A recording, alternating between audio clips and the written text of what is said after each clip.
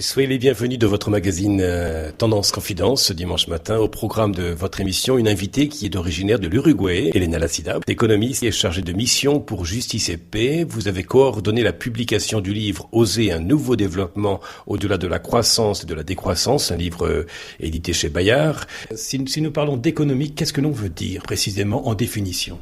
Alors, le mot économie, en fait, vient du grec, oikonomia, et c'est la gestion de la maison. La maison, c'est le lieu de plus intimité d'une personne, et l'origine du mot économie est justement liée à la maison. Et j'essaye de récupérer un peu cette origine du mot, et aussi pour récupérer quelque chose que pour moi est la nature de l'économie et que je pense qu'on l'oublie parfois trop souvent, c'est que l'économie n'est pas seulement une science qui s'occupe de la matière, des objets, des marchandises, de l'argent, voyez tout ce qui est matériel, mais que l'économie, c'est avant tout un lieu où on rentre en relation avec d'autres personnes. Ce 19 et 20 septembre, ce sont également les journées du patrimoine. Nous pourrions dire que peut-être cette planète Terre où nous habitons, c'est aussi notre maison commune. Donc c'est du patrimoine à préserver. Nous voyons bien que ce n'est pas si simple. J'imagine que en tant qu'économiste, cela vous inspire puisque vous enseignez aussi à la théologie. Pour moi, si je croise un peu ces deux manières de penser la réalité, puisque l'économie, c'est une manière de penser la réalité et la théologie, c'en est une autre, c'est justement parce que tous les deux parlent de l'humain. Et donc c'est dans l'humain en fait que je fais se rencontrer ou que je mets en dialogue l'économie et la théologie, parce que c'est vrai que la théologie, quand on dit théologie, on pense à Dieu. Et la théologie, c'est justement quelque chose qui nous parle de Dieu. Mais ce que je trouve intéressant, c'est que pour parler de Dieu, et notamment dans la théologie chrétienne, il faut parler de l'homme et de la femme, il faut parler de l'humain. Donc ce que je vais chercher dans la théologie pour dialoguer avec l'économie, c'est justement ce que la théologie nous dit sur qu'est-ce que c'est qu'être humain. Parce que je pense qu'avant tout, Dieu se manifeste à travers notre humanité. Et donc c'est en ce sens-là que je mets ensemble économie et théologie. Parfois, nous pouvons nous intéresser à l'humain à partir de ce qu'il a et aussi par rapport à ce qu'il est. Ça peut être aussi les deux. Entre l'avoir et l'être, là, vous me voyez venir. Voilà, exactement. Alors, je reviens justement, et là, ce qu'il faut déplacer, c'est plutôt l'économie, parce que l'économie est souvent du côté de l'avoir. Vous voyez, économie, argent, c'est toujours mis ensemble. Donc, ça touche pas seulement l'avoir, mais comme vous le disiez, l'être au monde, la manière d'être dans le monde. Et je pense que la théologie aussi, l'humain, s'y est important dans la théologie, c'est parce que ça dit aussi une manière de présence, une forme d'être présent dans le monde. Et donc, voilà, c'est plutôt du côté de l'être que de l'avoir. Mais je ne les sépare pas. Et c'est pour ça que pour moi, c'est pas une manière uniquement de parler, de dire il y a une dimension spirituelle dans l'économie, certes, mais qui est complètement liée aux activités matérielles. Et donc, c'est justement comment on les articule autrement, l'être et l'avoir, le matériel et le relationnel, plutôt que de les séparer, de les distinguer. Est-ce que l'auditeur du Tendance Ouest qui nous écoute ce matin, est-ce qu'il se dit, est-ce que je suis aimé dans ma vie pour ce que je fais ou pour ce que je suis? Voilà, une très bonne question. Je pense que malheureusement, on est dans une société où le faire, l'avoir sont souvent les principaux critères de reconnaissance. Et donc vous disiez, est-ce que je suis aimé par ce que je fais? C'est est-ce que je suis reconnu dans la société par ce que je fais, par ce que j'ai, ou par ce que je suis? Et je pense que là il y a un défi énorme justement pour retrouver que dans l'économie justement une source de valeur de ce qu'on est, de la manière d'être présent dans le monde. Donc voilà, je pense que là il y a un défi très important. Nous parlons de valeur, que ce soit sur les différentes places boursières, mais qu'en est-il de la valeur humaine ? Et le problème, c'est que la valeur est toujours associée uniquement à la valeur monétaire. La valeur d'un bien, c'est son prix dans le marché. Et c'est combien d'argent, justement, ça coûte. Et je pense que tout le défi, c'est de dire les choses et les personnes ont de la valeur, même les choses aussi, pas uniquement par le fait que, par son prix monétaire, par son prix dans le marché, mais ils ont une valeur qui est associée à la manière dont ça a été produit, produit, qui est associé à les relations qu'en le produisant, en le vendant, ça a permis d'établir. Vous voyez, quand on parle du commerce équitable, vous voyez, c'est du commerce, c'est de l'argent, donc c'est de l'économie classique. Mais si on dit commerce équitable, c'est parce que les biens du commerce équitable ont de la valeur, pas seulement parce qu'il y a eu des matières premières qu'on a dû acheter pour produire ce bien, pas seulement parce que ce bien a une certaine valeur sur le marché, mais ce bien a de la valeur aussi parce que ça a permis à des petits producteurs du Sud qui sont souvent exclus du marché international de pouvoir produire et vendre leurs produits. C'est-à-dire que ce bien a de la valeur parce que ça a permis de vivre dignement à quelques personnes. Donc vous voyez, c'est tout un autre regard sur qu'est-ce qui donne de la valeur à un bien. Le goût de l'autre, le titre du livre de Elena Lassida, qui est notre invitée pour ce dimanche matin sur Tendance Ouest, Tendance Confidence. Nous tournons les pages de votre vie, en même temps les pages de votre livre, Le goût de l'autre. Quelle distinction faites-vous justement, Elena Lassida, entre l'autre et le prochain ? Alors oui, l'autre, c'est une autre personne qui n'est pas moi. Donc, et le prochain, ça dit déjà une relation. Ça dit, je définis l'autre par rapport à moi. Ça veut dire qu'il y a une proximité. Si je parle de prochain, ça veut dire qu'il y a une proximité entre moi et l'autre. Et donc, ce n'est pas l'autre, je dirais, est quelque chose de beaucoup plus générique et qui dit quelqu'un qui n'est pas moi. Le prochain, c'est quelqu'un qui, pour une raison ou une autre, m'est proche. C'est-à-dire il vous est proche quand vous le choisissez. Alors voilà, quand je le choisis ou parce que c'est ça aussi, je pense. Alors vous voyez, aujourd'hui avec les nouvelles moyens de communication et d'information, je pense de plus en plus on choisit notre prochain. Alors je pense aussi qu'il faut peut-être retrouver le prochain que je ne choisis pas, le prochain, par exemple mon voisin de palier que je n'ai pas choisi.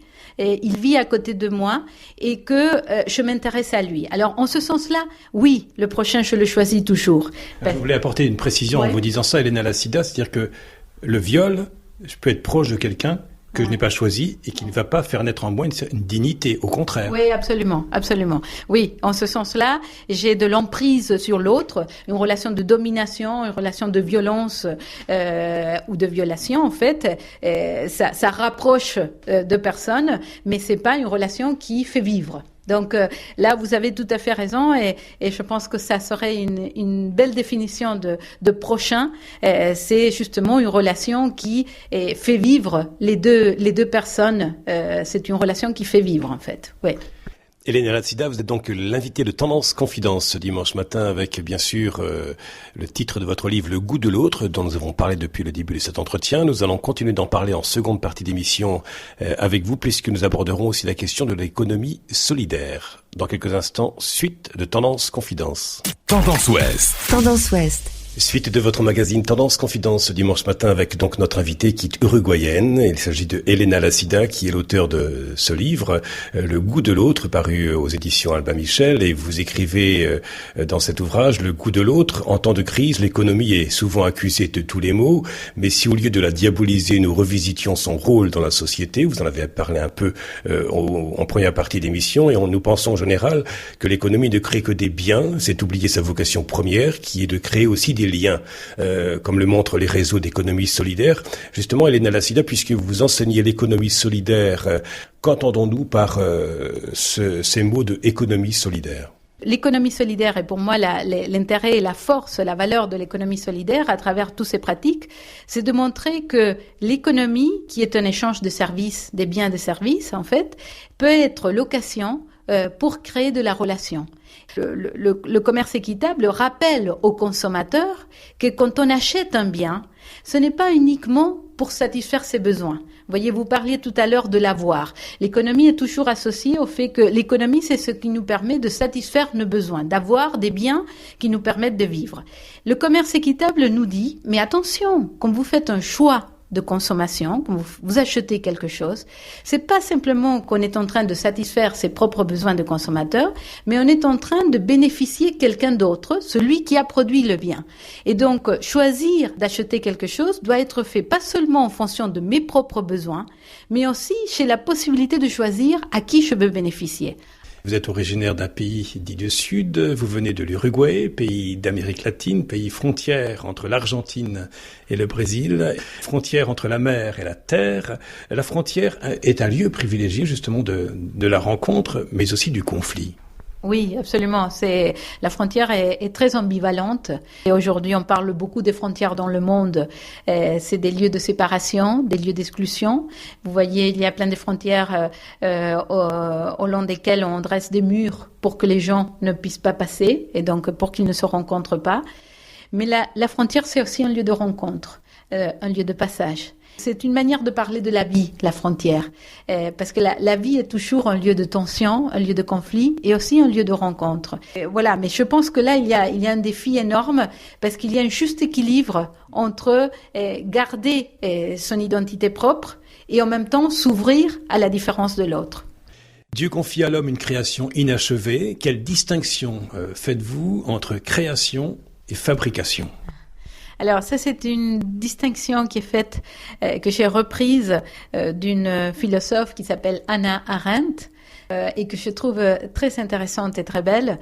Elle dit que la fabrication, c'est produire quelque chose qu'on a complètement prévu d'avance. Vous voyez, c'est comme les architectes, les ingénieurs, ils ont un plan et puis ils le réalisent.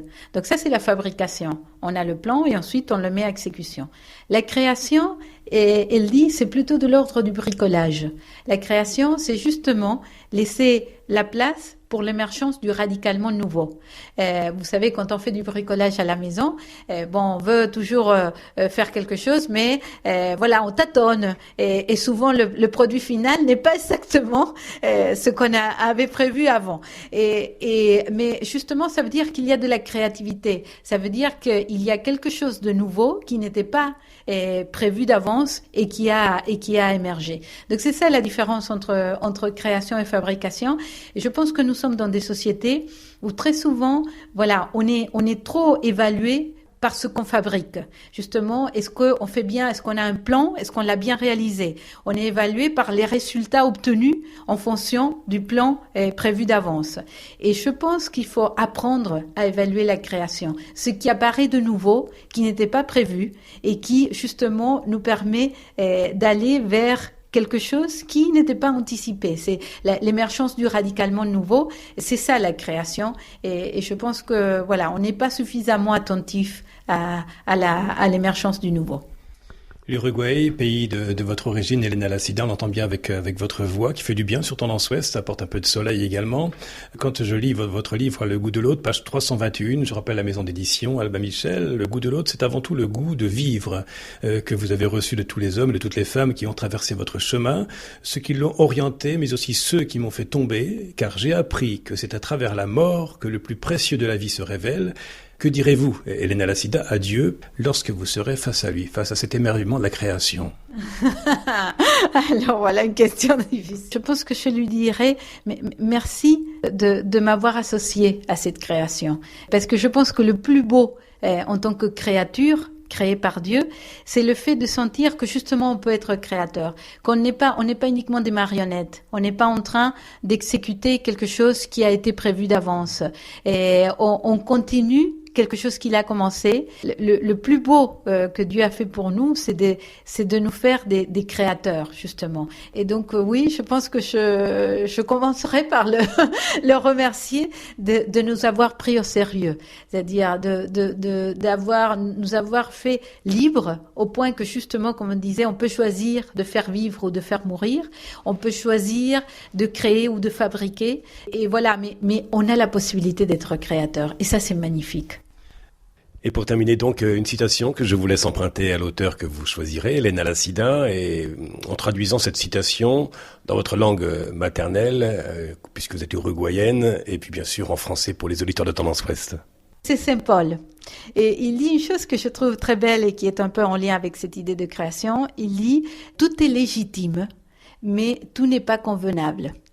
Alors en espagnol, puisque vous me demandez, c'est « Todo es legítimo, pero no todo es conveniente. Et je pense que c'est très beau parce que nous sommes aussi dans des sociétés, et notamment en économie, où aujourd'hui on a des lois, le droit est partout, il faut respecter les lois, voilà, on fait des procès partout, voilà, c'est l'époque du droit et du juridique. Le problème, ce n'est pas un problème de loi, de ce qui est légitime ou pas légitime. Le problème, c'est un problème quand il dit, la question à se poser, c'est est-ce que c'est convenable ou pas? Est-ce que ça fait vivre ou pas? Vous voyez, c'est ça la question. Et je pense que l'économie devrait se poser plutôt cette question. Pas tellement est-ce que c'est légitime ou pas de faire ça? Est-ce que je respecte la norme ou pas? Mais plutôt, est-ce que en faisant comme ça, je fais vivre l'autre et je fais vivre la société. C'est ça, cette phrase de Saint Paul que je trouve magnifique. C'est de dire est-ce que c'est convenable, est-ce que ça fait vivre moi-même et les autres. Merci Elena Lassida encore pour ce temps accordé à Tendance Ouest pour cette émission de ce dimanche matin. Je rappelle le titre de votre livre paru aux éditions Albin Michel, Le goût de l'autre. Bien sûr, vous aurez l'opportunité de réécouter cette émission sur tendanceouest.com. Dans quelques instants, votre journal de 9h proposé par la rédaction de Tendance Ouest. Auparavant, c'est votre chronique de ce dimanche matin qui vous est donnée par le recteur de la cathédrale de Coutances et d'Avranches, Daniel Jamelot. Quant à moi, je vous donne rendez-vous à dimanche prochain avec d'autres invités. Passez une belle semaine. Podcast by Tendance Ouest.